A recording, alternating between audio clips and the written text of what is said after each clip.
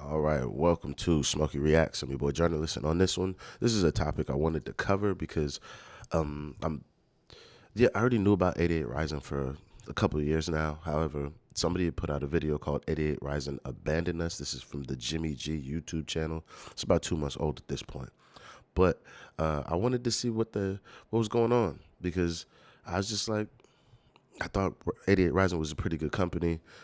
They also had BB on the roster last I checked. So yeah, I just wanted to kind of find out what was happening and kind of cover it. Pretty much that's all we're doing here. Thank you guys very much for joining me. If you could please hit that like, subscribe, Patreon's in the description, and let's get into it. Let's see what we got.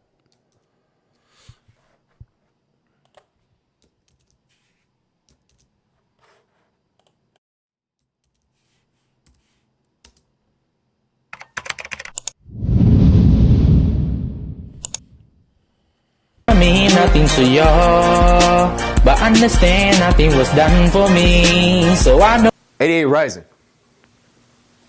No thank you. This was a beacon of hope. I remember this shit popping up in my feed back in 2016, 17 on Facebook. I listened to 88 in the beginning. Look, I'm in the very first Hand in the Clouds festival. Look at me right there. I look good. You recording me? Move Over, Kev Jumba, Niga Higa, Mai Chani, Wong Fu, JK Films, Jimmy Zhang, Uncle Roger, Michelle Pham. We got Jason the Ween. Mommy, please give me cuddle. For those of you who don't know, 88Rising is an Asian media company made by the guy Sean, with his purpose to bridge the media gap between Asian and American artists. Now, this was and still is hard to do. I mean, Nice Guys Finished Last by Niga Higa was the anthem for millennial Asian Americans, but an actual Asian male artist, Bruno Mars, doesn't count. It didn't seem to have a radio hit or be on repeat, you know, at like Walmart. And even if it did, it was a one and done situation, like Far East movements like a G6. MC Jin is another great example. This was an Asian rapper in the early 2000s that had the... I gotta say, he bridged the gap and decided to go become a Christian rapper. And we don't care what race you are. Look at Lecrae, massive career, really good artist. Don't nobody care, bro. You started rapping about Jesus, and I have no problem with Jesus. I ain't coming for Jesus. I'm just saying, in a secular music market as large as America, you want to go rap for Jesus, you have now made yourself so niche. And we was back in Jin. We was back in Jin. I was gonna learn how to speak Chinese. So this is why I'm like, nah. That Jin is a poor example. Backing of Rough Riders, but even with this, it felt like the label didn't know how to properly market him, and his debut album just flopped, and they're like, damn, Asian people kind of suck. One strategy people do is just kind of go full out on Asian stereotypes, like Lil Ricefield with the song Trapanese. I'm not trying to get copyright strikes, so here's one. That's what, what's that boy's name? I think it's Brian something. He's from Vancouver, Canada. And he's got, I can't even say it because I'm not from the Asian diaspora, but he's got that song called Ginger or Suki. That boy, Brian Repard is his name. The songs be banging. The songs be banging. But I know he's going full out on stereotype and shock value to get the numbers. And it's worked. I'm just saying. 1 second of it. Alright, you get the gist. He went viral, but only because it's an Asian dude on an Asian beat talking about Asian music. D tier. I know y'all had fun, but that shit was corny as fuck. This is gonna be throughout the whole video, by the way. I'm just letting you know. 88Rising was not trying to do that, and instead seemed to be blending the pot of Asians in mainstream media. But what exactly happened? Let's start with 3 things. Memes, collaborations, and Head in the Clouds. If one of your main vehicles was a funny Indonesian kid on Twitter, how else are we relating to the kids if you don't microwave bread or do cool sick new vape tricks? This was pretty much the starting point of 88Rising. Just post a bunch of memes and then women on Facebook. Strong strategy, to be honest. I get that at S tier. But this was only step 1 for 88Rising. They knew being one of the biggest media platforms in the world wouldn't mean posting shit like this all the time. Or this. That's crazy. Sean from 88's goal was to figure out, okay, instead of turning him into like Damn Daniel, how do we turn him into an actual rapper that people would mess with?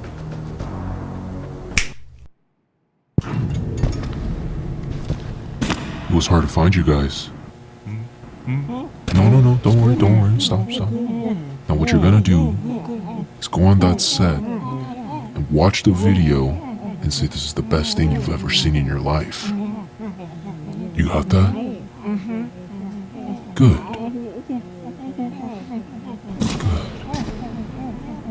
Good. If the media would see him as a joke, what if the rappers that media looked up to said, wait, Kev Jumbo can actually rap? Cool. Hey, why are you a f***ing monk now? Honestly, it was a pretty smart move, as moving forward you could see Rich Brian move more away from a goofy attitude and recognize not just as a meme, but more of an actual artist. So, let's go B tier for that. Between you and me, though, we could forget about the Jomo Jaya movie. That shit is, I'll put that in the shadow realm. From there, you have people liking hip-hop suddenly turning heads and seeing there's some actual legitimacy within 88 Rising, along with all the ABGs and ABBs slowly following this media group like they had dangling geek bars and boba in front of their faces. With this plan in place, this moves on to 88 Rising's second stage, collaborations. You have the heavy hitters at the time, Rich Brian, Joji, Dumbfound, Keith Ape, Higher Brothers, Nicki. Each of them I didn't know Keith Ape was 88 Rising. They was, yo, that H.E. My Wave? Oh, boy. That was cooking. I still listen to that song. That song is a hit. I was never really a Joji fan, but that's just neither here nor there. Does bro make some good music? Sure. He just never really spoke to me. And then same with like Rich Brian, because I remember when he was calling himself something else. I was just like, I don't know how well that's going to go.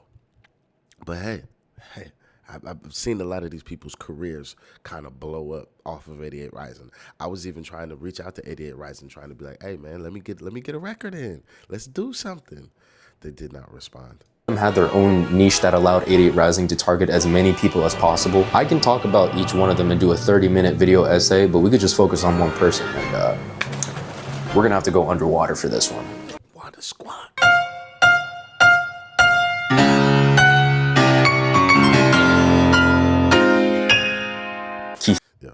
I know that's not the right beat, but it almost is. That was a banger, bro. What's his name? Ko is like massive now at this point. Like, I think Ko's the only one I think that survived Ichima, because Keith Ape like faked his death or an illness or something. Something super weird. But Ko is massive now. Like, look at the song he just had with that Tomodachi. That Tomodachi record is probably one of the hottest records in Asia this year. Like, ridiculous. Fate. Underwater Squad. Ichima. Oh, he totally copied OG Mako's Bitch You Guessed It song? Yeah. But do we care? Not one fucking bit. Because it was a slapper. And OG Mako, like, it was good. And that's a really good song. But he had an illness or something that took him out of the music game. Plus, it wasn't really like a full copy. It was a copy in energy and possibly, in energy, I would say. And maybe some of the tonal inflections. Besides Rich Brian, this is one of the prime examples of trying to connect Asian artists into the mainstream. Ichima gave Korean Americans immense pride, like they were watching Yoona Kim win her 20th Olympic gold medal. It was a nice sign that we didn't need another Gangnam Style or K-pop song to break into mainstream, and that non-pop songs were actually starting to go international. And then you had the remix with Father, Waka Flocka, Dumbfounded, ASAP Ferg. I'm gonna give Keith Ape S tier. That went nowhere, buddy. Nowhere. And I like Dumbfounded. Dumbfounded is a really good MC. Waka Flocka was a good shout for that. But no, they should have just doubled down and pouring the money into promoting the original, because it was working. It was working. That remix did nothing. Unfortunately, he did kind of fizzle out, so I'll give him A tier, but this just shows a clear example of what 88 was trying to do. Because Keith Ape, then you had a Ski Mask and XXX Tentacion collab, you got Lil Yachty doing the Big Bang karaoke, Migos and Cardi reacting to Higher Brothers, Lil Pump and the Pink Eye Party. This kind of felt like the golden years of 88 Rising, since it actually worked. The most famous rappers at that time were being part of 88 Rising, but also it felt like maybe 88 wasn't included with the most famous rappers. 88 Rising had a cult following with their audience because their mission was clear. It was to promote Asian artists and give them a platform in Western culture, and it was working, but to a certain extent. I mean, go back to the first Hand in the Clouds. It felt like they did it. You know, all these artists were getting crazy amounts of traction. Midsummer Madness felt like the new Asian American anthem, and I just bought a 2001 CRV for $2,000 around that time. That's triple S tier, that's platinum. But as the years went on, it just felt like they were realizing collaborating with K-pop stars and more international groups for the move, rather than having Rich Brian do a Lyrical Lemonade video. I don't know if I'm the only one thinking this. So to find out more, We're at 88 Rising's Head in the Cloud Festival.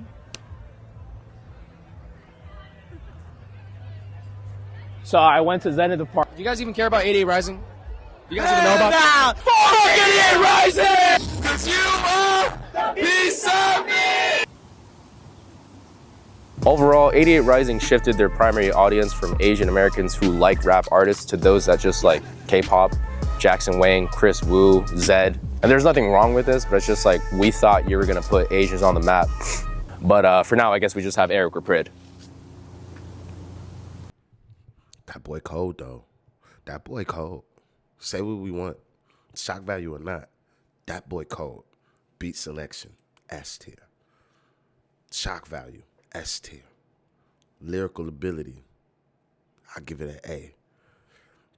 Image. S tier platinum. Cause he know how to make the visual look how, or whoever he working with. He putting it together. He's saucing it up. I can't really be mad at that boy Eric. I'm also not Asian, so I will say though that the big fallout between what 88 Rising was trying to be and their fucking like switch over to like K-pop and everything is, one, the money was there for the K-pop switch and to like deal with, we'll say, international acts, but like they really didn't double down in integration into black culture. They just were kind of compartmentalizing it and tacitly attaching themselves to the biggest black acts they could get instead of doing like the real groundwork. You're gonna have to come get in with some niggas that are not the most famous. You're gonna have to work with a bunch of other people and help build their platforms as well. You can't just do interviews with 21 Savage and what's Buddy's name? Can't even remember it. Designer. Yeah, you can't just do stuff like that and then work with like Triple X and some guy in that, because you're gonna have to do artists that actually were more prolific in a community that is not between the ages of 12 and 18, because that was their problem, is anybody that wasn't really bubbling between the ages of 12 and 18 that could get them that demo, they weren't working with them. So that's why, yeah, another Lyrical Lemonade video, it's not gonna do nothing for you, because Cole Bennett is really popular amongst lil niggas. But if you want a star that's going to transition, you're going to have to get people that are between the ages of 18 and 35 to want to listen to your music. You know why? Because those are the people that really have the money. Those are the people that are sending their kids to go do the things that you want them to pay for. 88 Rising, I think, messed up because they wanted to be so Asian exclusionary, meaning that they focused on Asian artists, giving them a platform, which they should have. But the people that they wanted to interact with that were not Asian, it's a small group of niggas that could help you. And most of them niggas ain't here no more. All you have is Lil Yachty and 21 Savage. I think that's pretty much it. Yeah, fuck it, I'll take that. I don't even care at this. There's no real point to this video. I just wanted to express how 88 Rising sucks now and I don't care for them anymore. Here's a rant of their current roster and my rating. Rich Brian, go make another album. If I see another song with Baby No Money, I'm gonna kill my C tier. Nikki, I'm too lazy to listen to her entire discography, but I loved Indigo. That shit is A tier. That shit is great. Higher Brothers, I'm in stage 1 of grief. I know you guys will come back. Please, I need Woody Dong. A tier. S tier. Warren Hugh, his raps are melodic, clever, not like the basic Kevin Nguyen OC vibe. A tier. BB, not gonna lie, something's off about S tier. S tier. I don't know about the new music yet, but she's S tier. her, but I don't know exactly what it is. Shadow Realm. Atarashi Gakko. That's crazy. I have a Japanese friend that lives in Japan, and here's her opinion about them. とにかく嫌い。動きも気持ち悪いしさ。まあ普段聞いてない。 D tier, dumbfounded. He's like Celine Dion with Las Vegas. He's got a residency at 88 forever now. You know, it's chill. He did a lot for the Asian community. Everyone knows about this shit. As an S tier, whatever. S tier. Thank you. Leave a like and subscribe. Next video, I'm gonna be ranking my favorite Maple Story classics. Overall, I really wanted 88 Rising to be the come up, but it's just not time yet. Now we gotta deal with independent Asian artists trying to stick their neck in the game, and I feel like the only strategy right now seems to be talking about how they're Asian, which is fine, but I might just kill myself in GTA if I hear another bar like, oh my chopstick, I'm yellow, but I got a big dick. Again, gonna have to get away from the, like he said, oh, I'm Asian and I make black music. Own it, Mel. Like, just own it. Do like what Eminem did. Do like any of the white rappers. Just be fucking good. And then actually, if you want to cross over outside of just the Asian community, you're going to have to integrate. And meaning you're going to have to work with artists just because you want to, not because they can help raise your profile. And you'll make quality records. And in doing so, you'll have an actual career that will be working for you. You'll make music that will be substantial. But if you keep wanting to do this shit, pop is flash in the pan. That's all you'll be. That's all you'll be. Is at least how I see it. However, I follow a lot of y'all. I be trying to figure out who's gonna pop next. I even seen this boy. I knew this wasn't gonna work. He probably killing it though. But that's again, I don't get why the buffoonery that is the stereotype of how Black Americans are seen outside of our culture becomes the pastiche for what an Asian artist wants to incorporate to become cool instead of just doing you.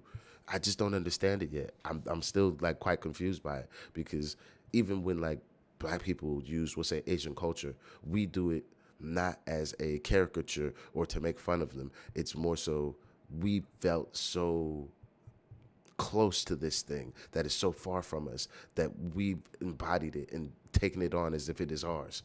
I don't understand why the stereotypes become the things that Asian artists want to put on to try and use to become famous and be like, oh, I'm part of the culture. It's never gonna resonate, mate, because it's like it's almost like a self-hate kind of situation that I see happening with that. But that's just me, though. That's my little 2 cents on it. I am glad I checked this out. Shout out to my boy, though. This is a really good video. I look forward to I'm actually subbed to Cuzzy. Go sub to this boy if you don't already sub, because I don't know what Jimmy G does, but I would definitely like to pick his brain some more on what's going on with the Asian community and we'll say like hip hop and pop and these things. But that's it for me today. Thank you guys for joining me. If you're new here, please do hit that like, subscribe. Patreon's in the description. We are trying to get to 20K before December, so hit that sub, help a boy out, and I'll see you guys on the next one. I'm out of here. Peace.